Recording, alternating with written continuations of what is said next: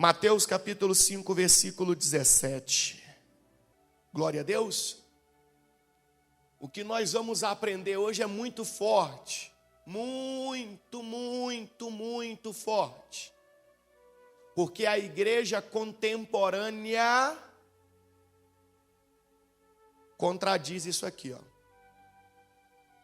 A igreja contemporânea, as instituições religiosas, chamadas de igreja.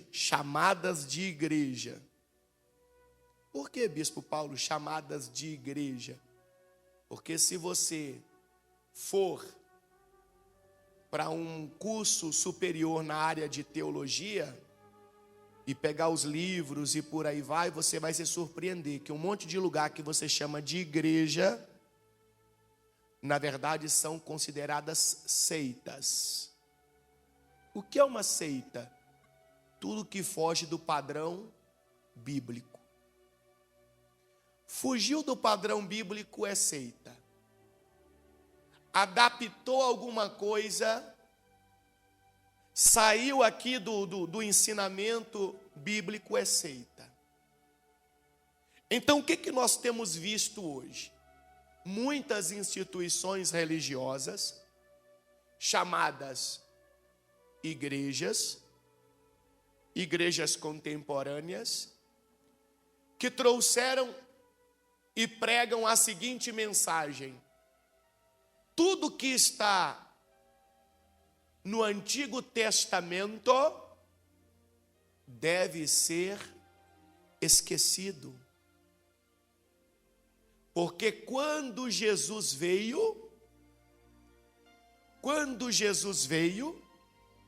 então ele aboliu a lei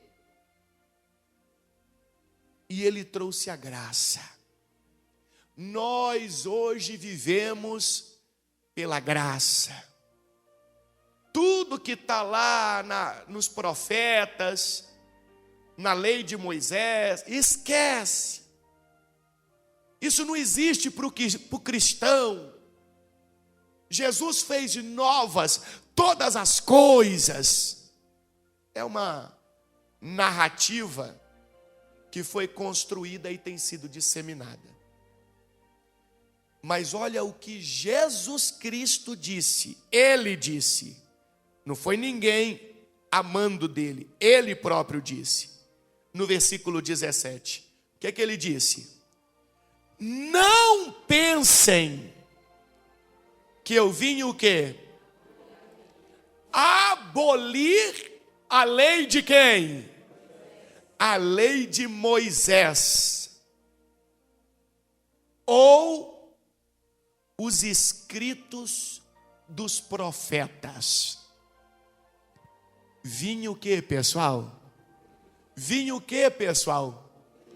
Se o próprio Cristo disse, ele em pessoa, que não veio abolir a lei de Moisés, ou os escritos dos profetas, mas veio cumprir, como que eu, como igreja, vou dizer que tudo que está no Antigo Testamento, na Antiga Aliança, deve ser anulado? Como? Eu gostaria de entender como que eu posso dizer isso. Como que eu posso chegar ao ponto de dizer isso? Mas, Bispo Paulo, de onde saiu essa ideia? Eu vou dizer para você de onde saiu essa ideia. De onde saiu esse tipo de narrativa? Saiu do ser humano que tem a tendência carnal de viver de uma forma que não está de acordo com o que Deus ensina. Então, se eu legalizo um tipo de atitude, de uma forma indireta, eu me torno livre daquela culpa, daquele peso. Se eu digo para você que fazer tal coisa não tem problema, porque isso é do passado, e nós estamos agora debaixo da graça, um exemplo aqui direto, né? Claro. Então não tem problema, porque Jesus, ele veio, ele revogou tudo isso. O que importa é o amor de Jesus e tal. É como se eu estivesse tirando aqui, ó, o peso. E o que adianta eu tentar tirar o peso? Vou usar esse linguajar para você entender. Se o próprio Cristo está dizendo que tudo o que foi ensinado, ele veio para cumprir e não para abolir. A Bíblia inteira gira em torno de uma mesma situação. Fazer o ser humano voltar para perto de quem? De Deus. A Bíblia inteira, de Gênesis a Apocalipse. Toda a palavra de Deus tem esta função: fazer o ser humano voltar para perto de Deus. Mas aí existem algumas prerrogativas que não podem ser esquecidas. Deus é santo, Deus abomina o pecado, Deus não tem nenhum prazer na iniquidade. Então não tem como eu querer viver uma vida libertina e ao mesmo tempo querer me aproximar de quem? De Deus. Não dá. A Bíblia diz que o que separa o homem de Deus são os pecados. Se eu não me engano, está em Isaías. Isaías 59, versículo 1. Coloca para mim, por favor, Isaías 59, versículo 1. O que separa o ser humano de Deus são os pecados. É no 1? Olha aí para mim. Não é 1 não, olha lá. Vê para mim, mas é no 59. Procura para mim aí. Olha o 2. Olha o 2. Isaías 59, 2. Foram suas maldades que o separaram de quem? De Deus. Por causa de seus pecados, ele se afastou e já não o que, pessoal? Já não os ouvirá. O que separa o ser humano de Deus são os pecados. E o que são pecados? Aí vem aquela famosa pergunta: eu não estou roubando, eu não mato, e eu não estou me prostituindo. Montou-se uma retórica em cima: roubar, matar e prostituir. É isso que é pecado para as pessoas. Não! Pecado é tudo aquilo que eu faço contrário ao que Deus ensina. Tudo. Se Deus disser assim, se Deus disser, não coloque a Bíblia em cima do púlpito. Parece uma besteira. Mas eu vou lá e coloco a Bíblia em cima do púlpito, o que eu estou fazendo? Eu estou pecando. Eu estou pecando. Eu estou praticando uma coisa que Deus diz que não agrada a Ele. Aí a pessoa questiona, aí vem os questionamentos: mas por que Deus não se agrada? Não interessa. É umas perguntas que não faz, sabe, não tem lógica. Deus, não esquece aqui, Deus, olha a posição dele, Deus, ser humano, ser humano, lá embaixo. Por que eu vou questionar Deus? Da onde que eu vou tirar a palavra porquê para indagar a Deus? Deus ensinou que o caminho é assim. Se eu quero estar perto dele, então o que eu devo fazer? Seguir o caminho que ele ensinou. Mas as pessoas querem brigar, elas querem que Deus aceite elas querem que Deus permita que elas estejam com Deus, porém, elas vivendo do jeito que elas querem. Não dá certo. Se perguntar por aí quem quer ir para o céu, todo mundo quer ir para o céu. Mas o céu é a casa de quem? De Deus. Não vem com essa que é sua casa, porque não é sua casa. É a casa de Deus. Jesus falou isso lá em João 14.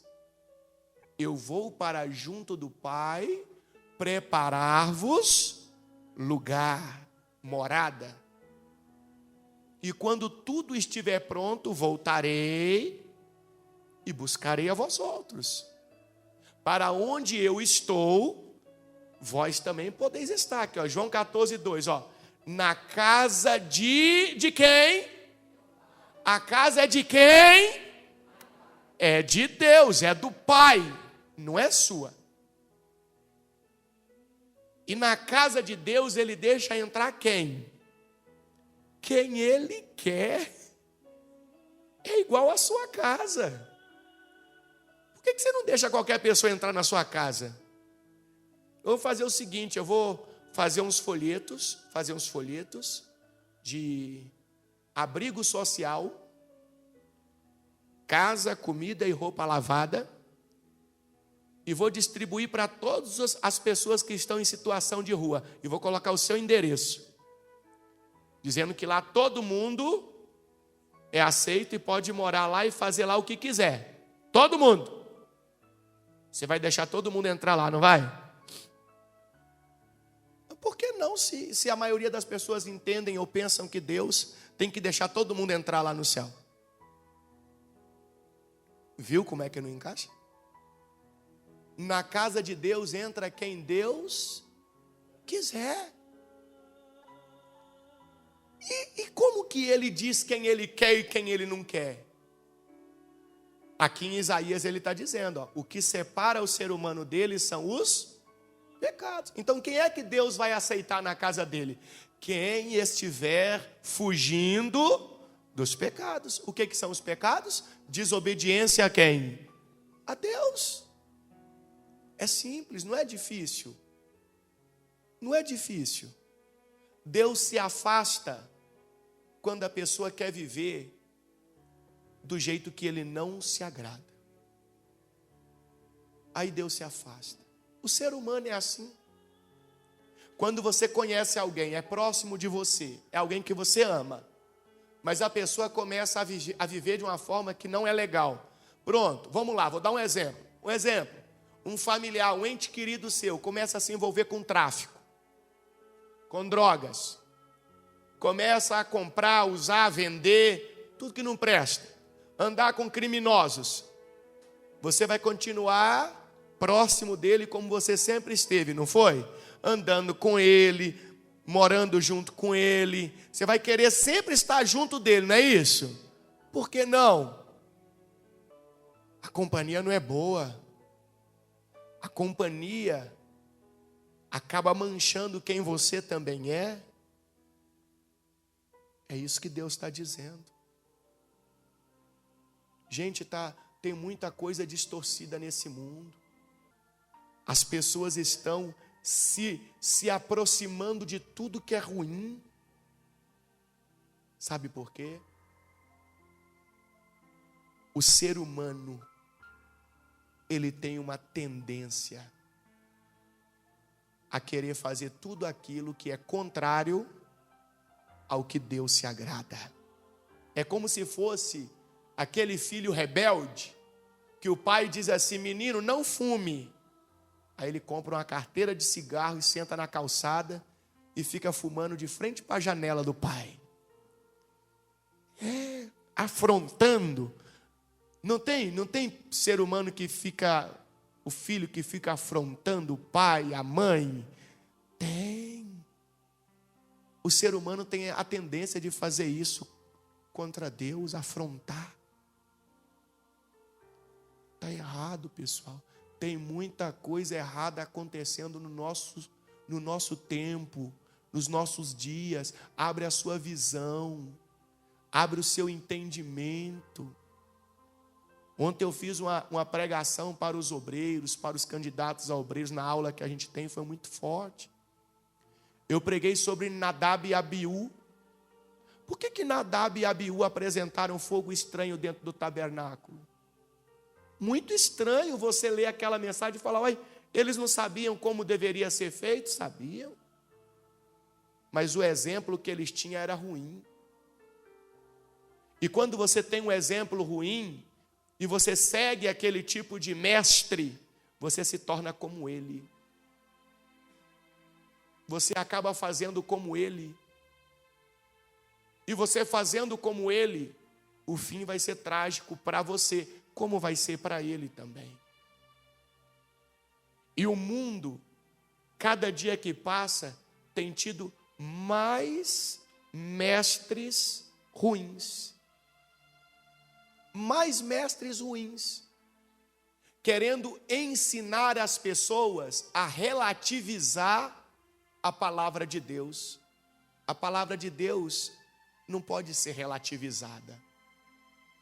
O que Deus falou, Deus falou. É isso que agrada a Ele? Talvez não seja o que me agrade, mas se eu quero estar com Ele, eu vou viver do jeito dEle. Do jeito dEle. Hoje em dia se prega que a igreja não está sendo inclusiva. E quem disse para você que o céu é inclusivo? O céu é exclusivo. O céu não inclui ninguém, o céu exclui. Você nunca vai encontrar na Bíblia dizendo assim, vai entrar no céu quem faz isso, isso, isso e isso. Não. Você vai sempre ler na Bíblia assim, não vai entrar no céu quem pratica isso, isso, isso e aquilo. O céu não inclui todo mundo, o céu vai excluindo. Por que então a gente distorceu o que a palavra ensina, meus irmãos? Para que a gente vai enganar nós mesmos? O inimigo quer que vivamos enganados, que morramos enganados, porque tudo nesta terra é passageiro, mas o porvir é eterno. Eu tenho que me preparar para o porvir. Jesus nunca falou que a vida do cristão verdadeiro cristão, seria fácil nessa terra. Nunca disse. Pelo contrário, se eu não me engano é João 17, ele diz, nesse mundo tereis... Ele disse, nesse mundo tereis aflições, mas tende bom ânimo. O que é bom ânimo? Olha para frente. Acredite no porvir. Aquele finalzinho inventaram, tá? Aquele negócio assim, tende bom ânimo porque eu venci o mundo e vós também vencereis. Isso é mentira. Não está escrito vós também vencereis. Não. Tende bom ânimo porque eu venci o mundo. Eu venci o mundo. Olha lá. Olha lá. João 16, 33. Olha a outra mentira que pregam para você aí. Olha lá. O que está escrito? Aqui no mundo vocês terão o quê? Aflições. Mas animem-se, pois eu venci o mundo. Ponto final. Aonde está aquele pedacinho? Vós também vencereis. Aonde está? Na sua Bíblia? Não existe. Jesus não está dizendo para você que nas aflições você vai vencer, não. Ele está dizendo que nas aflições você tem que ter o quê? Bom ânimo. Olhando para onde? Para frente. Para o porvir. Olhando para a vida eterna.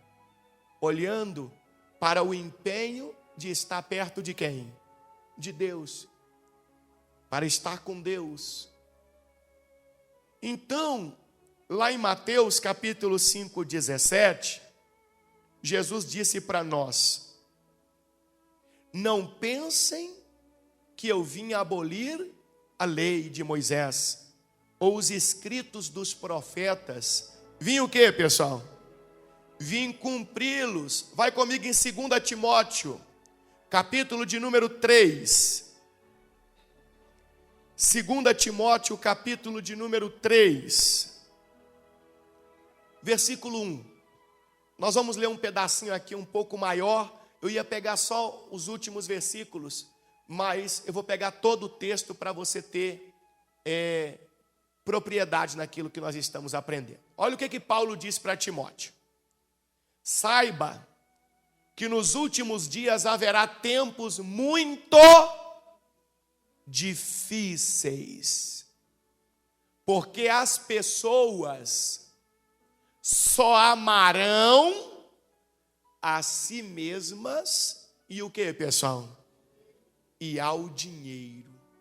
Será que a gente tem visto isso? O que é amar a si mesmo? Amar a si mesmo é quando a coisa não é feita do jeito que a pessoa quer, acabou. Todo mundo já é odioso, já é não sei o quê. Ela entende que tudo tem que ser do jeito que ela quer, que ela se sente bem, que ela vai ter alegria, prazer. Então olha só o que Paulo diz para Timóteo. Nos últimos tempos as pessoas amarão só a si mesmas e ao dinheiro. Observe como que se faz tudo por causa do dinheiro. Já não se tem mais valores, princípios, já não existe mais nenhum tipo de moral do ser humano. Não, aonde tem o dinheiro envolvido, o ser humano está fazendo qualquer coisa. E nunca é suficiente. Continua lá, como é que serão os seres humanos? Serão arrogantes e orgulhosos. Zombarão de Deus, desobedecerão a seus pais e serão ingratas e profanos. O que significa isso? Profano, profanar. O que é profanar? Me dá um exemplo bem fácil aí de profanar.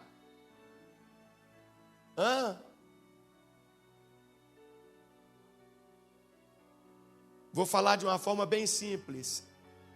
Fazer o que não é para fazer no lugar ou diante de quem disse que não era para fazer. É afrontar mesmo. Observe se não é isso que a igreja contemporânea tem feito. Se não é isso que eles estão praticando, afrontando a Deus. Continua. Não terão afeição e nem o quê? Perdoarão o que tem de cristão, não verdadeiro cristão, hein? Estou falando dos cristãos religiosos, que não estão tendo afeição nenhuma pelos outros, e não está perdoando ninguém, quer a destruição, não é brincadeira não, hein?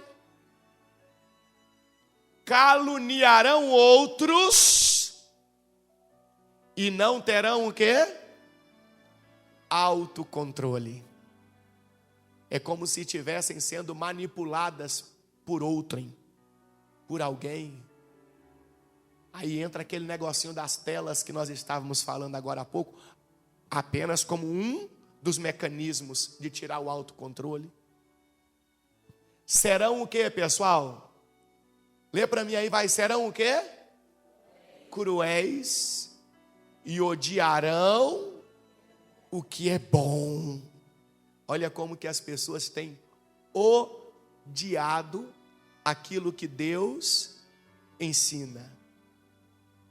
As pessoas têm odiado. Trairão os amigos, serão imprudentes e cheias de si, e amarão os prazeres em vez de amar a Deus. Então quer dizer que a pessoa vai dar mais importância para os prazeres dela do que para agradar a quem? A Deus. Serão, aqui é lindo demais, aqui é bonito demais. Lê aí para mim, vai. Serão o quê?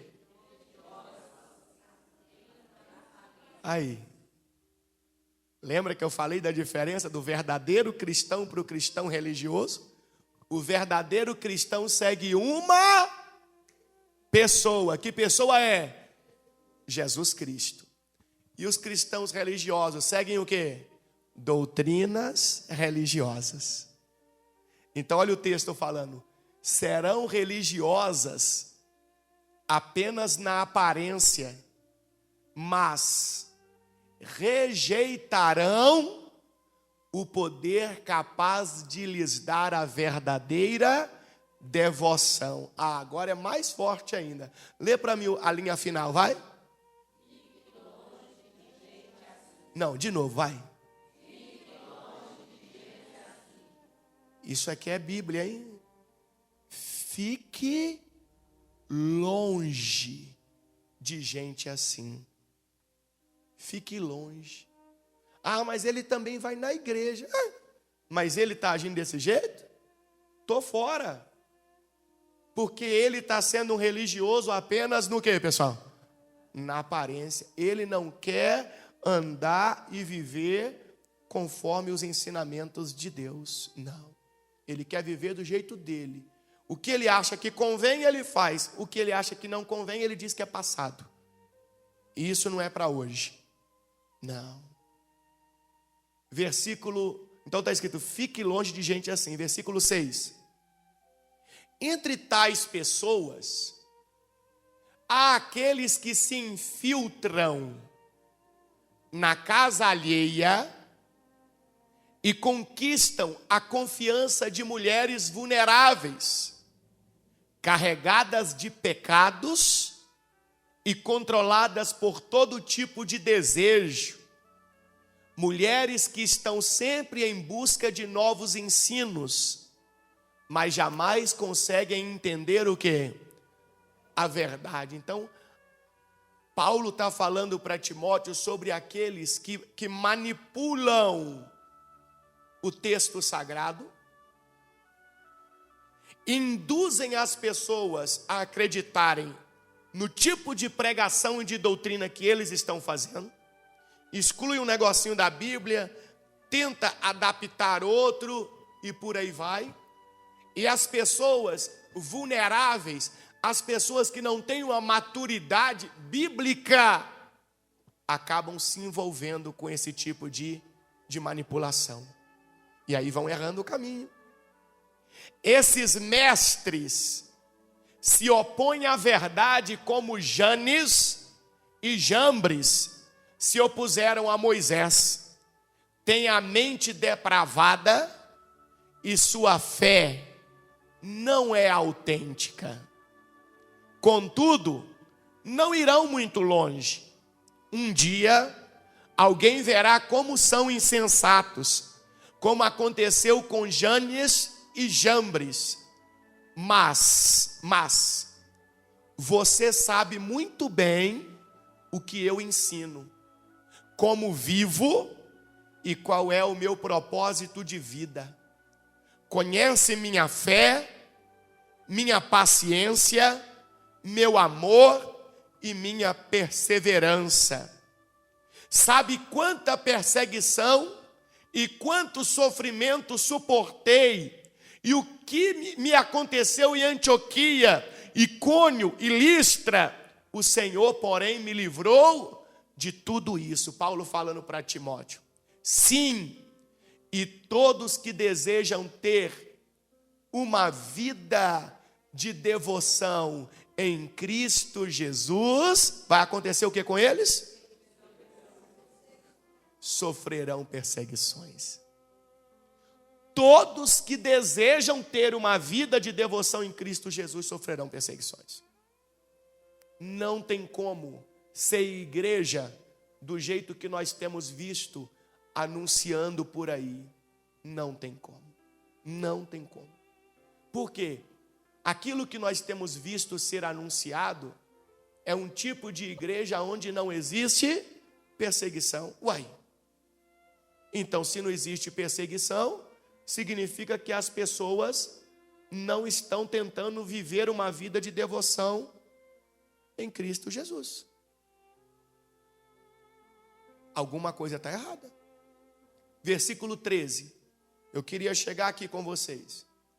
Mas os perversos e os impostores irão de mal a pior. Enganarão outros e eles próprios serão o quê? Enganados.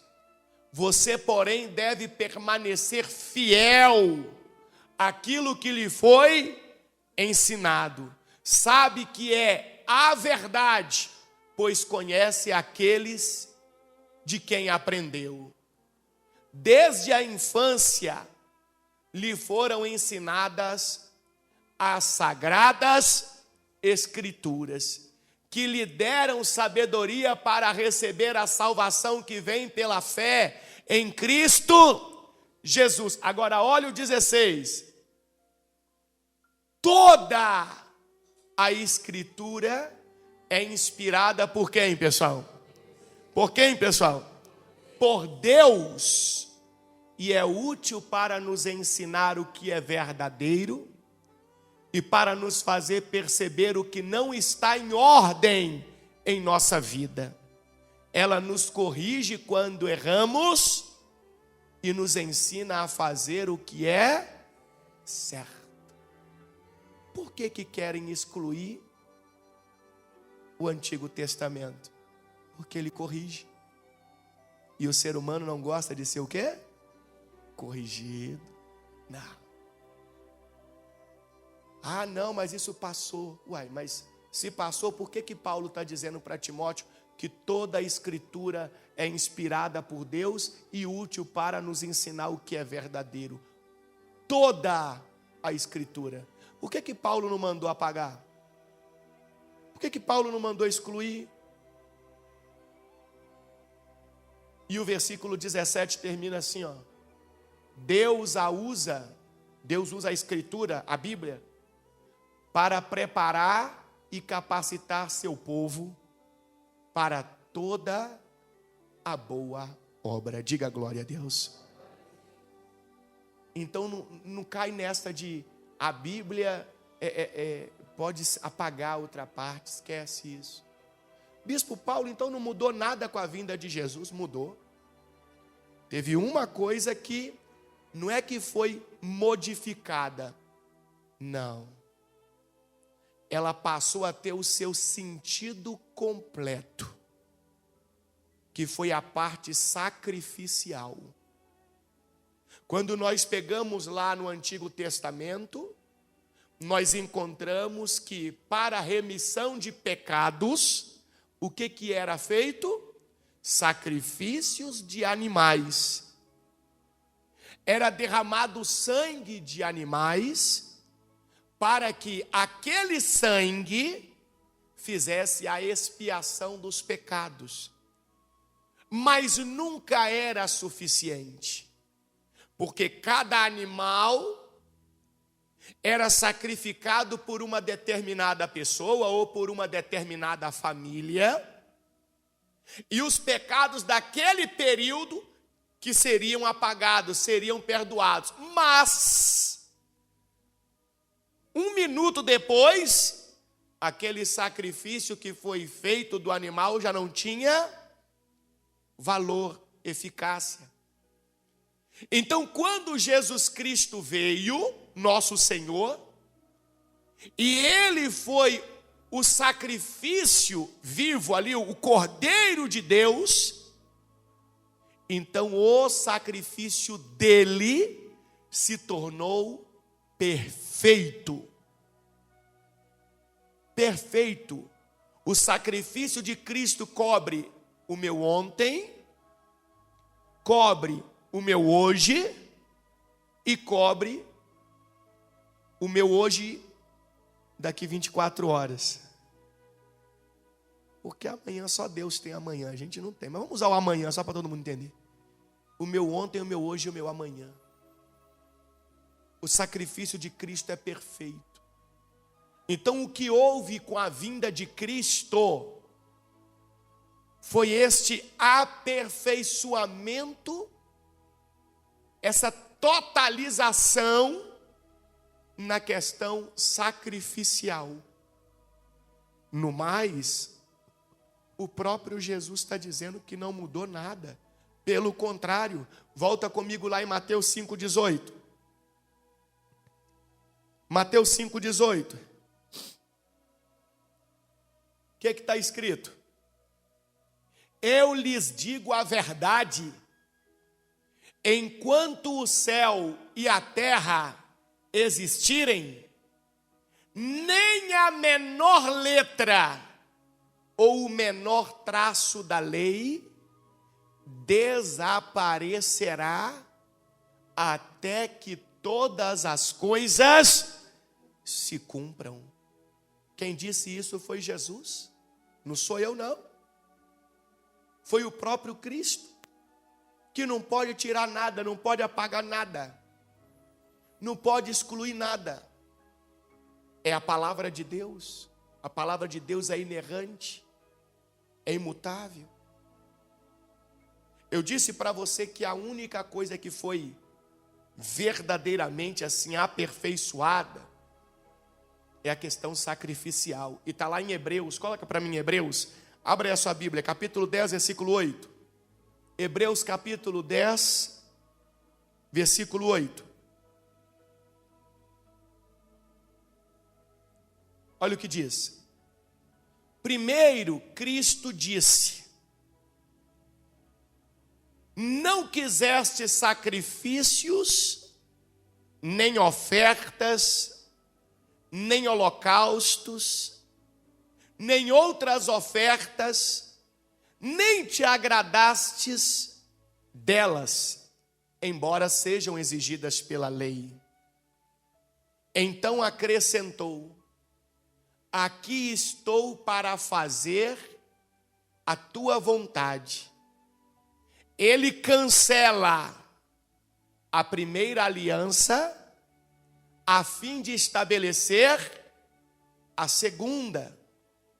Pois a vontade de Deus era que fôssemos santificados pela oferta do corpo de Jesus Cristo de uma vez por todas. Então, o que se tornou perfeito, o que se tornou superior, foi a parte sacrificial. Jesus substituiu toda e qualquer oferta de sacrifício, toda e qualquer morte de animal, derramamento de sangue. Aquilo era provisório e momentâneo.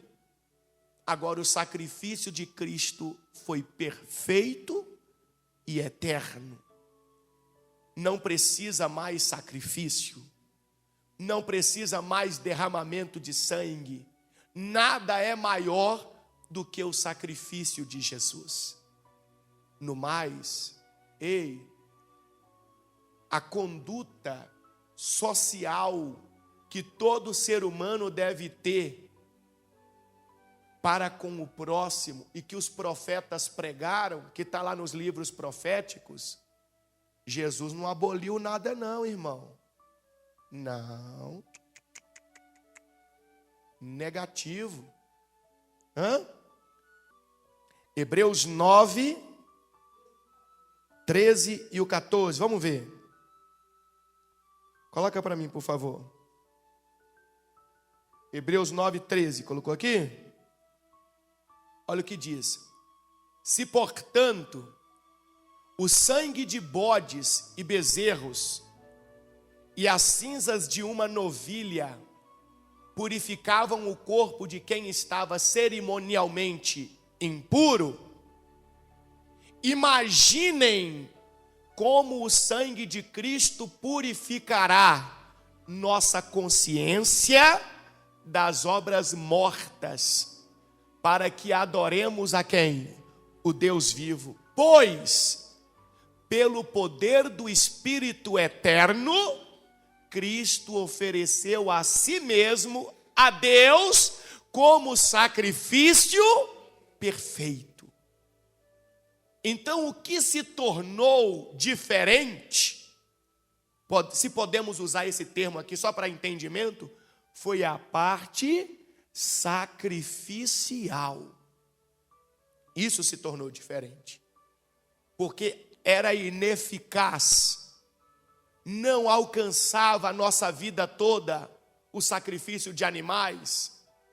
E imaginem também as pessoas que não tinham nada. Como é que ia fazer um sacrifício de um animal? Aí eu pequei a semana toda, aí eu tenho que apresentar um animal. Aí semana que vem de novo, eu tenho que apresentar um animal. E quem não tinha nada? Porque sempre vai ter pessoas que não têm nada. Então olha o sacrifício de Cristo, como cobriu toda a humanidade, do rico ao pobre, e cobriu para sempre.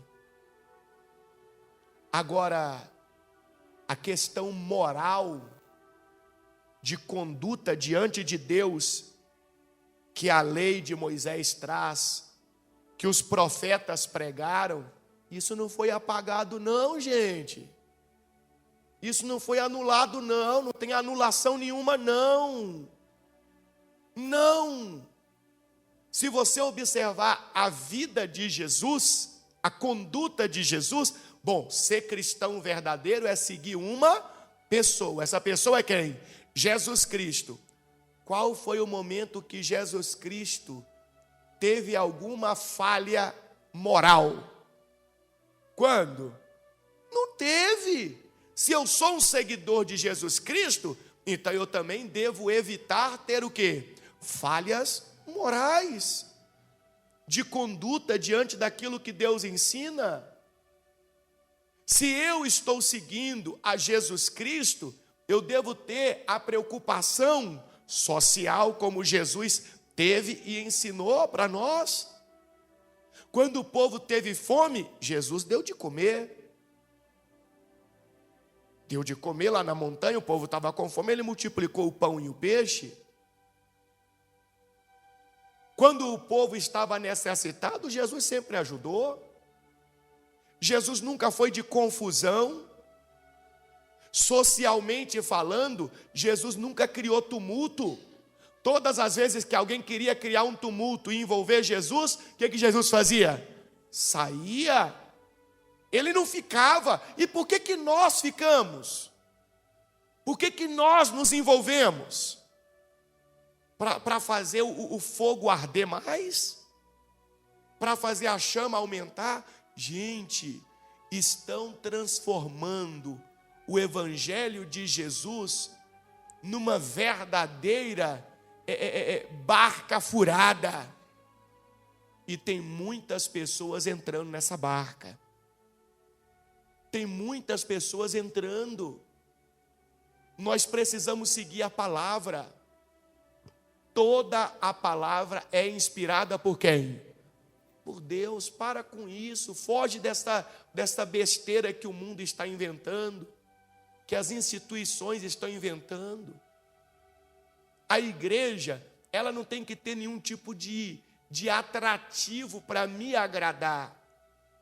A palavra do Senhor ensina: agrada-te do Senhor, e Ele satisfará os desejos do teu coração. E o que é eu me agradar de Deus? Eu me agradar dos ensinamentos dEle. Eu me agradar da palavra dEle. Eu olhar para o ensinamento e dizer: Deus está certo, eu vou me esforçar para ser assim. Por mais que o meu eu queira ser diferente, mas eu vou me esforçar para agradar a quem? A Deus. Volta comigo lá em Mateus. Mateus. Então Jesus disse, né?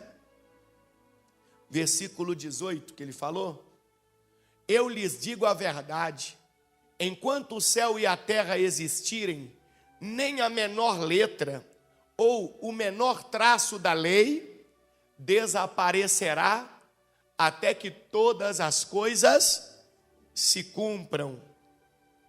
Versículo 19: portanto, quem desobedecer até ao menor mandamento e ensinar outros a fazer o mesmo, será considerado o menor no reino dos céus.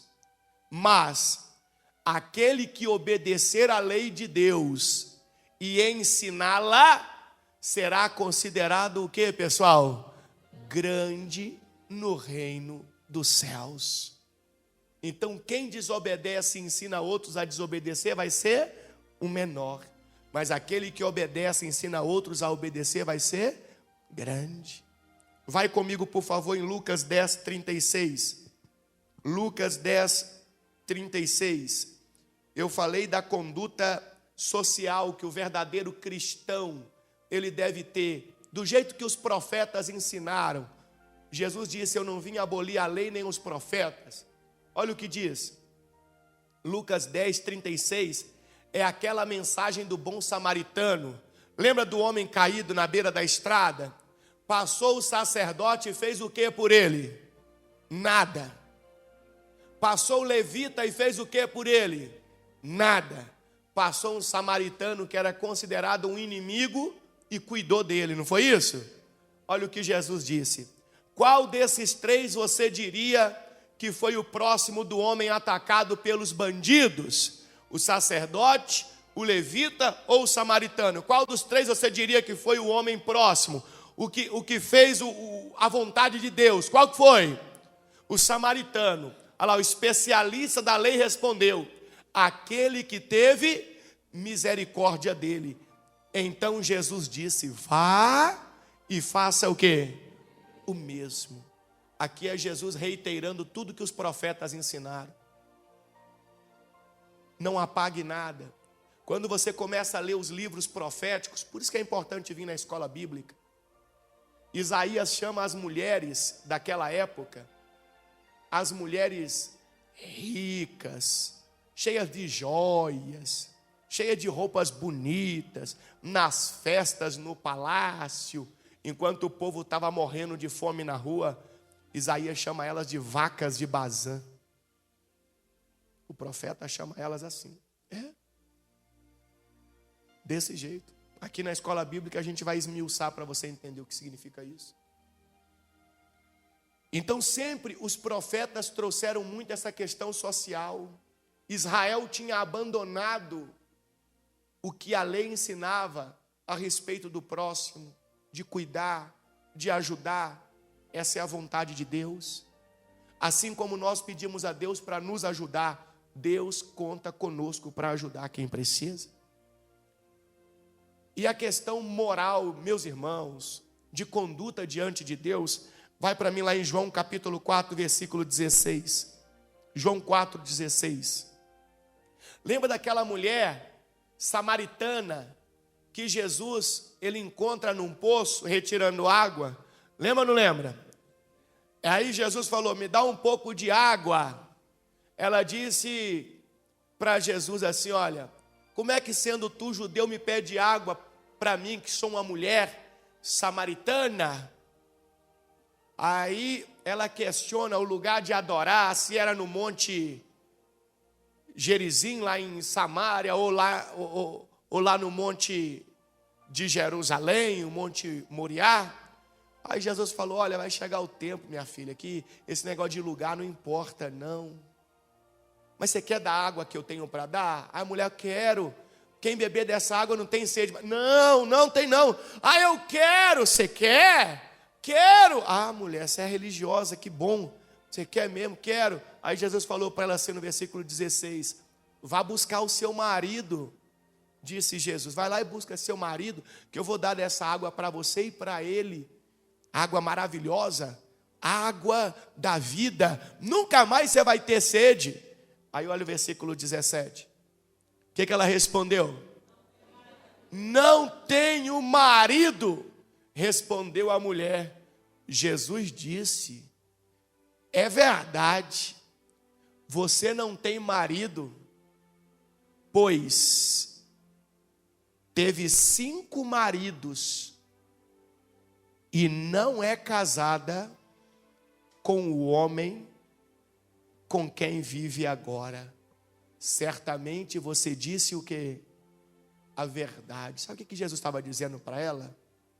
Você quer se aproximar de Deus? Vai mudar a sua conduta de vida primeiro. Porque a sua conduta é reprovável diante de Deus. Você não está tendo nenhum tipo de obediência ao que Deus ensina. Olha como é que você vive, mulher. Jesus falando para ela assim, ó, olha como é que você vive. Você quer a água da vida? Você quer participar daquilo que é maravilhoso? Estar com Deus? Primeiro vai consertar.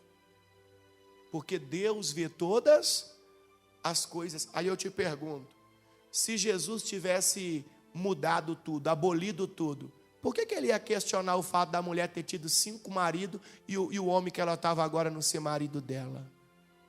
Por que ele ia questionar? Se ele mudou tudo, se ele aboliu tudo, porque isso aqui está lá na lei, lá atrás, isso está na lei. Por que ele questionou? Eu respondo para você, porque ele não mudou nada. Deus é o mesmo. Deus é o mesmo. Aquilo que para Deus é certo, continua sendo o certo. E aquilo que para Deus é errado, continua sendo o quê? O errado. Sabe por quê? Porque se Deus mudar isso aqui, então tudo que está na Bíblia perde o crédito, perde o valor.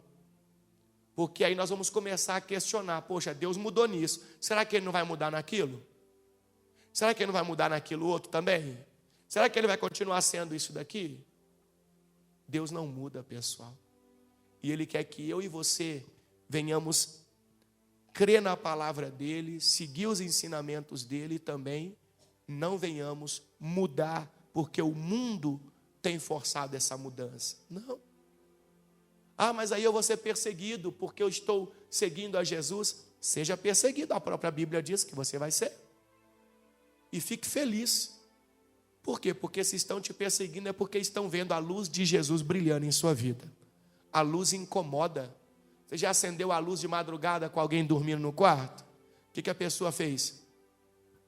A pessoa ficou feliz da vida. Não falou, ai que beleza, que gostoso essa luz aqui. O que a pessoa fez? Brigou, xingou, puxou a coberta, tacou o travesseiro. Porque a luz, ela incomoda, ela dissipa as trevas, a escuridão. Pode ter certeza que se a luz de Cristo estiver brilhando, resplandecendo em sua vida, vai incomodar.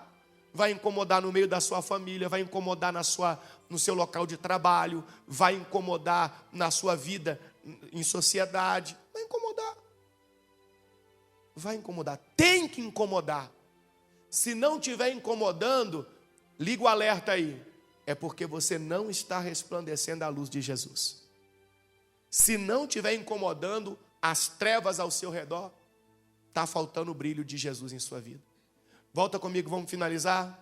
Isso é muito forte, ó. Isso é muito forte. Malaquias 3,6. O que Deus disse? Malaquias 3,6, olha lá. Lê para mim aí, vai. Eu sou o Senhor e não mudo. Gente, isso é muito forte, porque eu e você mudamos. Um dia nós somos uma coisa, outro dia nós somos outra. Um dia a gente gosta de pudim, no outro dia a gente gosta de maracujá, mousse. A gente muda, Deus não. Deus é o mesmo. Ontem, hoje e sempre. Então tira essa ideia de que com a vinda de Cristo, tudo mudou. Mudou nada. A questão do sacrifício é que se tornou perfeito. A questão do perdão, dos sermos lavados pelo sangue, e isso sim se tornou perfeito. Não mudou, só se aperfeiçoou, porque antes era incompleto, não era total, agora se tornou total, completo. Agora, a parte de obediência a Deus não mudou nada não, pessoal. O que Deus ensina Não mudou, não. Aí Deus estava falando para o povo de Israel, olha lá, eu sou o Senhor e não mudo. Por isso vocês, descendentes de Jacó, ainda não foram destruídos. A promessa que Deus tinha feito lá para o povo de Israel, para o povo de Jacó. Jacó é Israel, né? O nome dele foi mudado. Então Deus estava falando, eu não mudo, porque se eu mudasse, vocês já tinham sido eliminados. Mas como eu não mudo, eu falei, eu cumpri. Volta comigo para finalizar lá em Mateus 5, versículo 19 que a gente estava. 5:19. É isso, né? Portanto, quem desobedecer até o menor mandamento e ensinar outros a fazer o mesmo, será considerado o menor no reino dos céus. Mas aquele que obedecer à lei de Deus e ensiná-la, será considerado grande no reino dos céus. Eu os advirto, a menos que sua justiça, sua obediência a Deus, supere muito a justiça dos mestres da lei e dos fariseus, vocês jamais entrarão no reino dos céus. Quem disse isso? Jesus. Por que ele deu o exemplo ali falando que tinha que superar os mestres da lei e os fariseus? Porque os mestres da lei e fariseus falavam o que deveria ser feito, mas em muitas das vezes eles não viviam, eles não praticavam. Então Jesus está ensinando que nós devemos aprender o que agrada a Deus e praticar, obedecer, andar com Deus. Apaga da sua cabeça essa ideia de que tudo mudou. Para com isso. O inimigo quer que você pense assim, porque aí você vai se afastar de Deus e você vai ficar longe do reino dos céus. Deus não quer você longe, Deus quer você dentro do reino dos céus.